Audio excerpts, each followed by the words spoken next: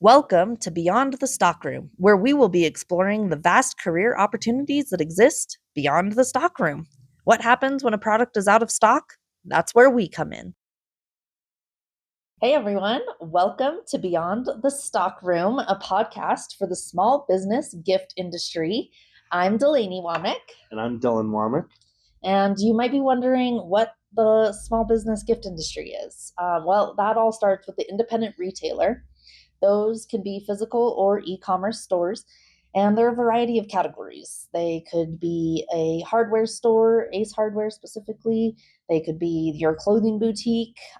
They could be your outdoorsy gear shop. It could be a local florist, a mercantile, a record store even. Home decor, maybe even your interior designer has a little bit of furniture in her local shop. Any of those.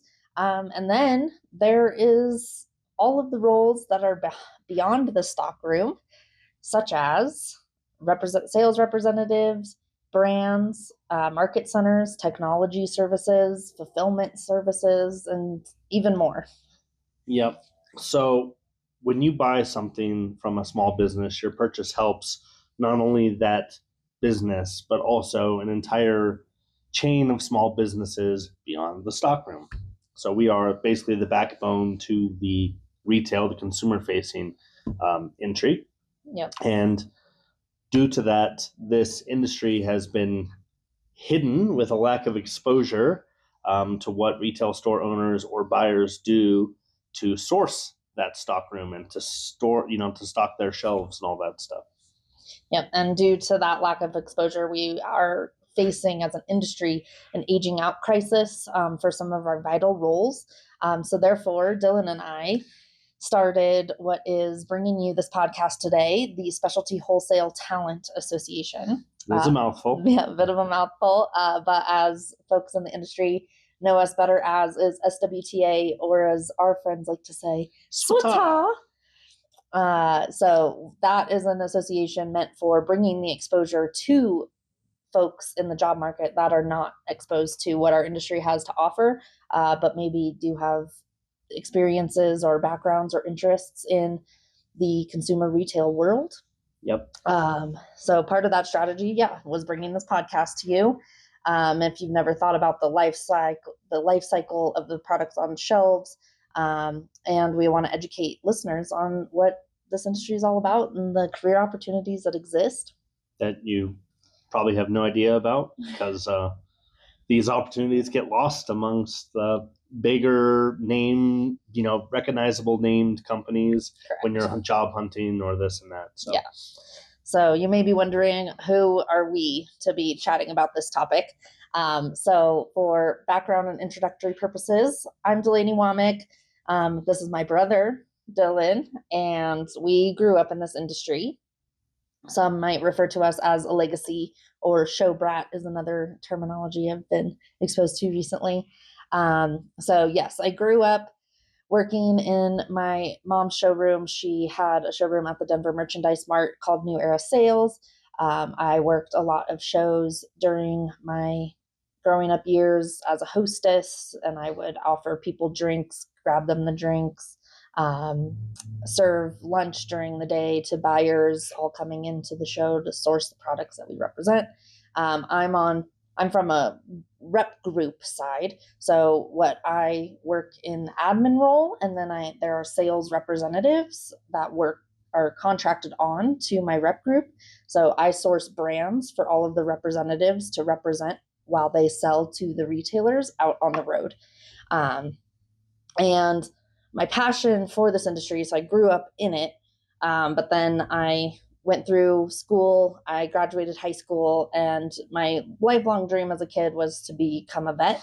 So I ended up going to Colorado State University, and I studied zoology. I quickly learned that maybe I did not want to go the pre-vet route, and so I segued a bit and I picked up a minor in business, and then I also began working at an independent retail store up in Fort Collins. Shout out to the Perennial Gardener and Sense of Place. That's really where my passion for the small business gift industry really began. other than like, I grew up, so I was exposed to it knowing the entire beyond the stockroom rule that existed. But getting the retail exposure, especially on the small business side of it, really was impactful for coming back into it after I graduated. So that is a bit about me. Dylan, you want to share what you do? Time has just fast forwarded all these years. Yeah. So yeah, similar to Delaney, kind of grew up in it in a sense. I think we all had the same role at some point in time, because when I was her age, I was offering drinks or grabbing lunch for people or whatever have you at shows. That was always kind of our first foray into it. It wasn't so much during the outside of market, showroom work, but did that. Much like Delaney, I was one of those kids where college just was not for me, or I just was not for college, however you want to look at it. And so I worked some odd jobs, and then, my mom being like, hey, I have a business. Do you want to come work for me? Okay, sure. So I went and worked for her, and I was her, showroom manager back when the Denver Mart still existed, no longer. But I worked for her for, I think right around 3 years. And me personally, I've just always been more into like technology. It's kind of what I grew up with. So our technology provider at the time were based in Lakewood, so they would come and support us at the gift show. And it was actually our first year using the iPad, so we had some struggles, some challenges with it. And talking to the sales guy that was there helping us, he said, hey, why don't you come down to the office? And we probably have a job for you in like support or something. So yeah, went there. I think initially I was doing like product files, which is such an old thing to be doing, but basically like products that a manufacturer sells, that data has to get loaded into a technology system. And so they maintain what we call a product file, which is really just like a listing of all the products. But I would manage correcting the errors prone throughout Excel with those and load those back in the day. And eventually evolved into a customer support role. So enough of the diatribe. Much like Delaney, I actually kind of sunk into the passion of it through support. I really enjoyed supporting people, and in the customer service role on the technology side of this, your customers are not consumers. So it's not talking to completely random people every day of your life and nothing changes. For the most part, you talk to the same people. You're talking to like business owners, really. Business owners, and even sales reps who in their own right are kind of their own business owner. Yeah. But like, calling them, helping them with their problems, sometimes having small talk and getting to know them on a personal level. And then ultimately when you see all your work come together is like in the support role, when you travel the show and then you're meeting these people face to face and you're, helping them right there in person. And to me, that's when it really like clicked that I just really loved this industry. So sorry, that's enough about me. No, so that was good because we heard about sales reps from me and then technology from Dillon, but there are even more avenues in this industry. There's also brands that you could be working for. And so, like I mentioned, I, in the admin role for a sales rep agency, am tasked with sourcing brands for my reps to sell. So those can be things like handbags. We got over here. Punchkins.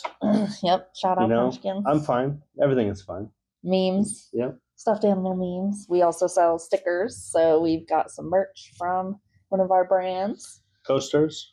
Rocky Mountain High. We're in Colorado, so I thought it was funny. But coasters. Bamboo coasters.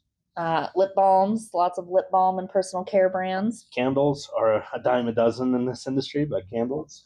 Lots of coffee mugs. Got a lot of coffee mugs in this industry over here. Some tech, so like it's a wireless, phone charger. And even fun cocktail napkins for any of your holiday occasions. So, those are a lot of the brands. And that's just a random assortment from what we pulled in this office. Thousands of brands within this industry, all that are 100% operational companies on their own. They might have a direct-to-consumer route that they're also selling their products in that channel. And then over here on the wholesale side, we're a separate channel. And that's another avenue that they generate income for their brand. They might even have their own e-commerce site. They have their own social media marketing teams. They have their own. They have a D2C business. Financing. Yeah, lots of roles over there. And then We also briefly touched on our bios about market. So market centers are another, or market organizers, show promoters.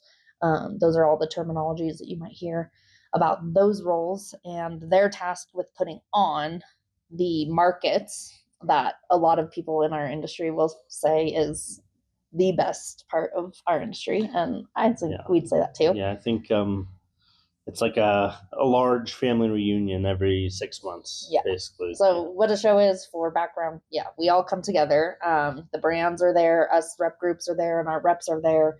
The tech companies are all there to help support us during the busiest time of writing business. And then the mutual customer of all of those parties come in, retailers, which is the buyers and the retailers. They come in so that they can source their products. So they're all writing orders with their sales reps or brand representatives within all of the showrooms at sourcing these new market products, centers. All that kind of stuff. So the market centers work in several different buildings across the nation. There's a location in Atlanta, a location in Dallas, and a location in Las Vegas. Those are what are the major three. Yep. And then there are temp shows that occur throughout the nation, as well as more regional shows like in Chicago and Seattle, and how we talked about Denver. Unfortunately, there is no longer a Denver Mart, but we do hold a temp show here. And that is done by a separate organizer from the three major markets. Even those are two different organizers as well. We have the Dallas Market Center as their own, and then And More is a market center out of Atlanta and Las Vegas. Atlanta and Las Vegas. And then there's also the High Point Market, which is purely furniture, and that's the furniture mecca of, I don't know if it's of the world, but of the United States at least. Yep. And that's one of the markets as well. Yep. So lots of jobs within the market center world too. You can have marketing, you could have leasing, you can have customer service and tech even within the market center. You can take temp roles as a tour guide or as a greeter. There's all sorts of temp activity during markets, especially because they hire an influx of people because of the nature of it and the traffic. But outside of that, there's core, there's technology roles as well. There's IT, there's everything. Yeah. And we do say that if you do want exposure to this industry, attending the market is the best way. So whether that's temping in one of these roles from And More as just a greeter on the street, or you connect with somebody from a sales agency and get to be a temp writing orders in their showroom, I think those are a lot of different avenues that are, I guess, entry level, so to speak, to get more exposure about what this industry is. Get your feet wet, see if it's really something you enjoy. Yeah. Because if you don't enjoy market, you likely won't enjoy everything that's not market. Yeah, so correct. It's a good way to just trial it. Correct. And then I think I also brought up fulfillment centers or fulfillment companies. Yes, warehousing companies, logistics companies, etc. Because there are these small businesses of our brands, and they're responsible, as us sales agents are responsible for writing the orders, they're responsible for fulfilling the orders, but sometimes they're even startup themselves that they need assistance doing that. And so there are also small businesses helping with warehousing, fulfillment, shipping, and all of the things to get the product to the retailer at the end of the day. And so if you need manufacturing or warehousing, a lot of the roles. So shipping, fulfilling. You may see a common thread throughout our podcast series asking our guests how they got into the industry. Delaney and I have both talked about how we got into the industry, where what you call a legacy or born into it, show brats, whatever you want to call it. But other than that one, there's really two other ways people get into this industry. And one of them is, I think, the rare one, which is they knew of the industry and they wanted to get into it. And the primary thread we've heard from people is those that pursued a major or went to school for like fashion merchandising and all that camp seems to know of these markets and promote these markets to these students at the time. So there are a lot of people we've spoken to that have gotten in from that.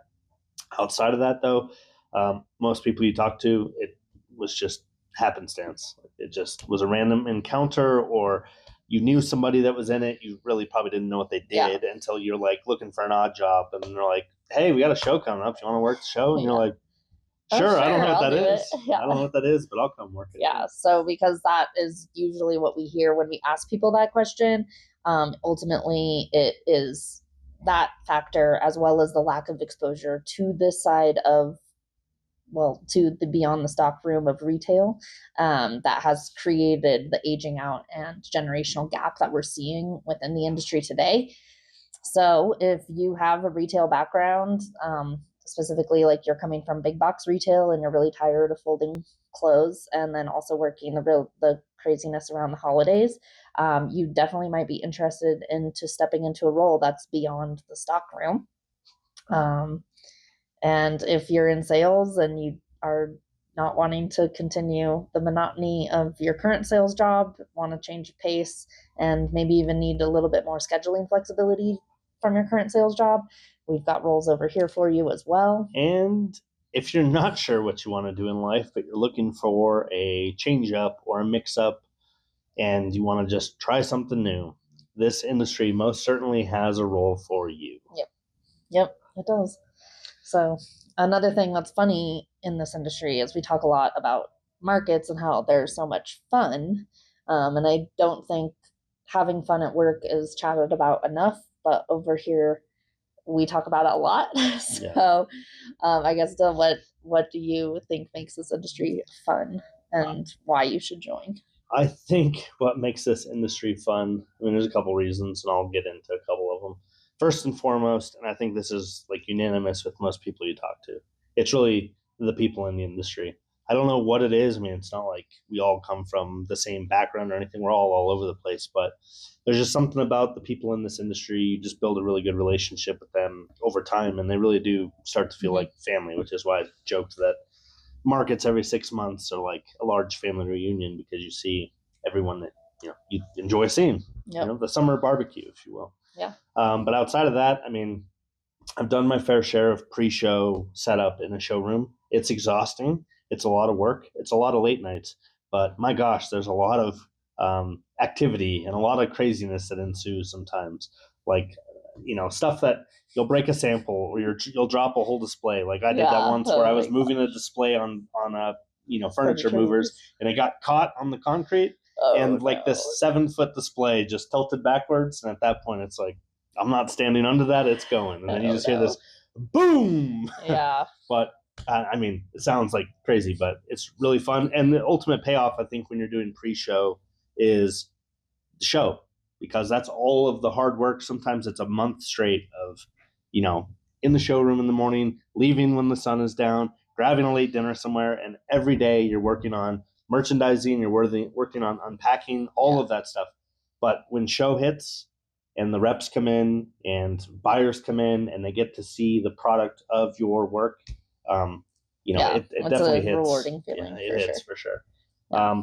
And then, I mean, me just personally on the technology side, again, you see a lot of crazy stuff. I've had my fair share of, not directly related to me. Like, it's not like, hey, can you fix my iPad or can you do this? It's like, hey, you're smart. Can you fix my printer? Sure, I'll give it a crack. I'm not the greatest at fixing printers, but I'll see what I can do. And I'd say most of the times we're able to get it done.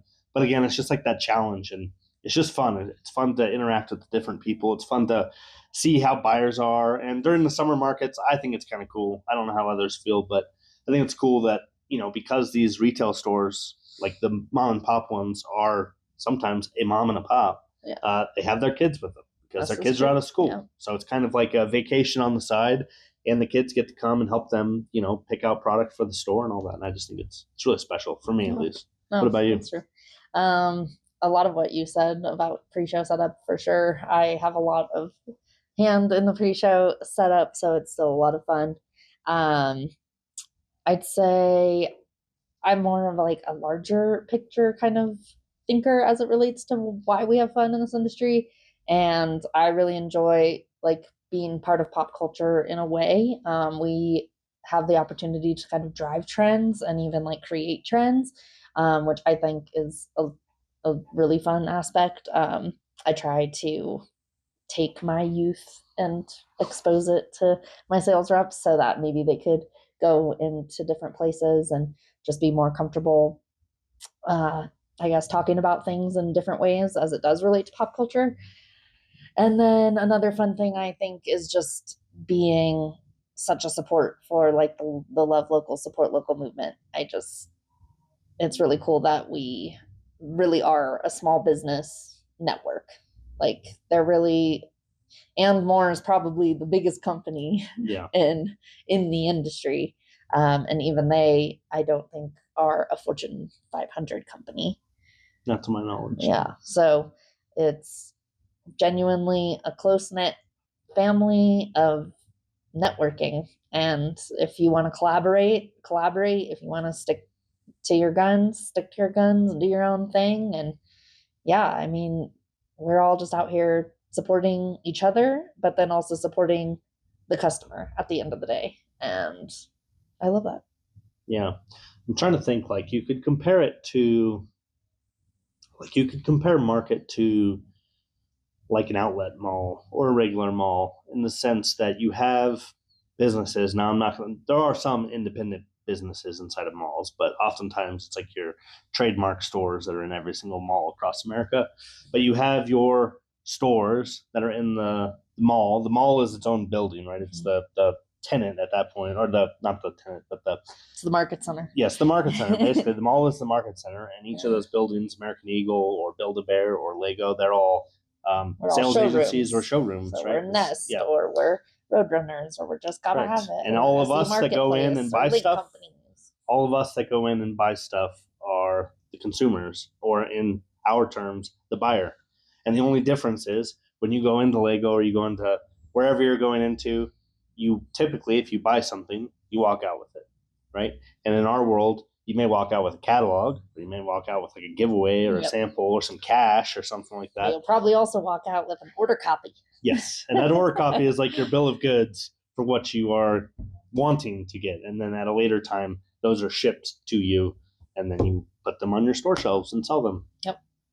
Okay, so for you listeners that are already in the industry and know Dillon and I, or maybe don't know us that well, but are excited to get to know us, or have followed us about SWTA for a while, we have some exciting news for you. Our website, wholesaletalent.com. Yes, it sounds, just want to say, it does sound like a scam site. I know it sounds illegitimate. Wholesaletalent.com is legit. I don't know how we scored that name. Maybe it's a luck that we got that, but nobody else wanted we kept it short because we didn't want a gigantic like specialty wholesaletalent.com. Yeah, and we just wanted SWTA was taken already, as well as specialty wholesale talent. So anywho, wholesaletalent.com, we have officially launched our job board. So please go check it out. Go to wholesaletalent.com. You do have to become a member in order to start posting on the job board. When you sign up on our website to become a member, that will prompt Dillon and I to send you an email back with the payment link for membership dues. Membership dues are $250 a year, same as when we originally launched back in 2023. Our dues are really just to they're here to cover expenses as it relates to creative projects like this that are going to be more towards marketing the job board. So ideally, I know folks in the industry have tried a lot of things like this in the past.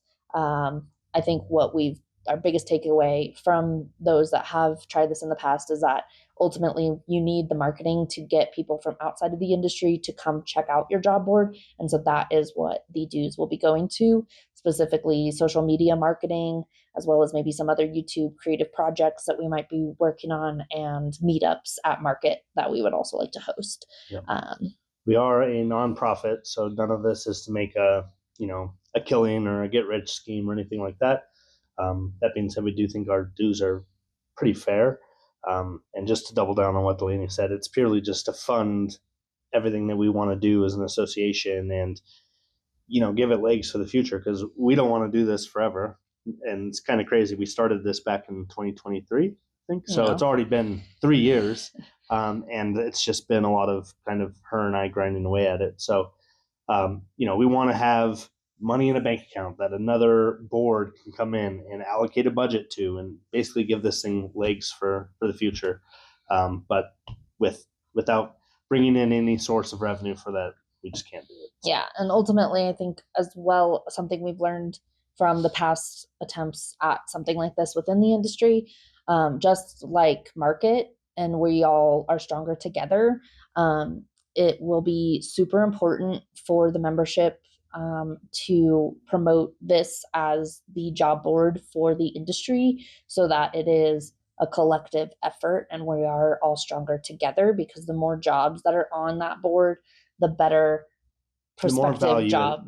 value Yes. it brings to anybody that wants to go find an opportunity. Agreed. If there's only one company posting jobs and they're out of Texas and everything is, oh, it's office jobs and it's here in our home base.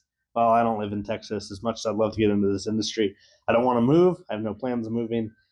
And so like it really is, just like markets, us all being there in the market center is what draws all of the retailers there versus just one business. The job board will not be successful and valuable if we don't all decide that this is where we as an industry should post and make our jobs available. Now, that's not to say that you have a LinkedIn following or you have a Facebook following, or you get good clicks on Indeed or Glassdoor or something like that. Please, by all means, continue to do that. The challenge with those is you're competing with every other business that's out there and is paying money to promote theirs over yours and this and that, where ours is specific and it's just us. There's no other noise in it. And we built that ourselves. So Yes. And another thing, I know a lot of us within the industry have a lot of conversations with each other and with people outside of the industry as it relates to getting into the industry or switching positions within the industry already. So again, with what Dillon was speaking about, where we're all stronger together, feel free in those conversations to say, hey, go check out wholesaletalent.com. That's the job board dedicated to this industry, and they might have something. Please promote it and help make it valuable and help this industry survive, basically. Yep. Lastly, if you're intrigued by anything we've been talking about or any of the initiatives we've talked about wanting to do as an association, get a hold of myself or Delaney, or you can email us at the email Delaney provided, and let us know how you want to get involved and help us move this forward. Big marketing efforts, so we'll take a lot of marketers. For sure. Graphic designers, whatever your strong suit is, but that's what we kind of need right now. So yeah, this episode has definitely been more conversational with you, the listeners. As we continue the podcast, we will be having interviews with colleagues of ours throughout the industry and having conversations with them about their experience, what brought them to the industry, how they got into it, and any opportunities that might exist within their companies. So it'll be featuring the whole gamut, because just like our logo is an umbrella, we are going to be the umbrella for showcasing all the different opportunities that exist between the brands, the market centers, technology companies, sales reps, etc. Buyers. So thanks so much for listening to Beyond the Stockroom, and follow us for more listening. Yeah. And if you're watching this on YouTube, feel free to hit the link in our bio to our website. Thank you all. See you on the next one. See ya. Curious about any of the opportunities discussed in this episode? Be sure to check out the industry job board at wholesaletalent.com. And thanks for listening to Beyond the Stockroom.